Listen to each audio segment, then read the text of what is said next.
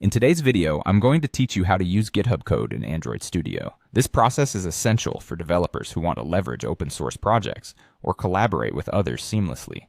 So let's dive right in and make it as straightforward as possible. We'll start by heading over to the GitHub repository where the code you want to work with is hosted. Once you're there, look for the green button labeled Code. It's usually situated on the right-hand side of the screen, just above the list of files.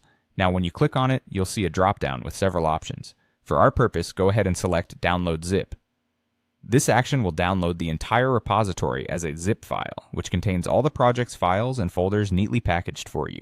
Once the download completes, locate the zip file on your computer. Generally, you'll find it in your Downloads folder, unless you've directed your browser to save files elsewhere.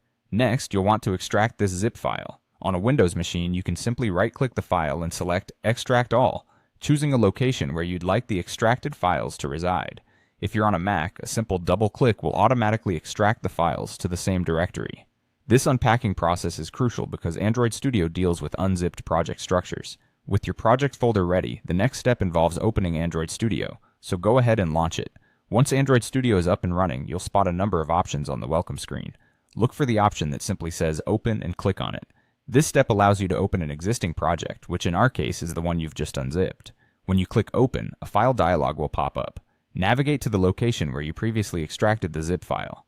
Select the extracted project folder itself, not just a single file within it. Click OK or Open to proceed. Android Studio will now load your project, but bear in mind, this isn't the end of the line. The software now needs to perform a Gradle sync. Simply put, Gradle is a build automation tool used in Android Studio to manage dependencies and streamline configuration.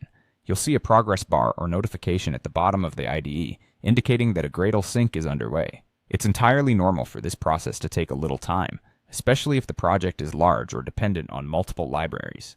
Rest assured, once the sync finishes, your GitHub-hosted project is fully integrated into Android Studio, ready for you to modify, build, and run on your Android device or emulator. And there you have it, a complete guide to importing GitHub code into Android Studio. By following these steps, you're well on your way to harnessing the power of collaborative programming. Stay tuned for more tutorials, and happy coding!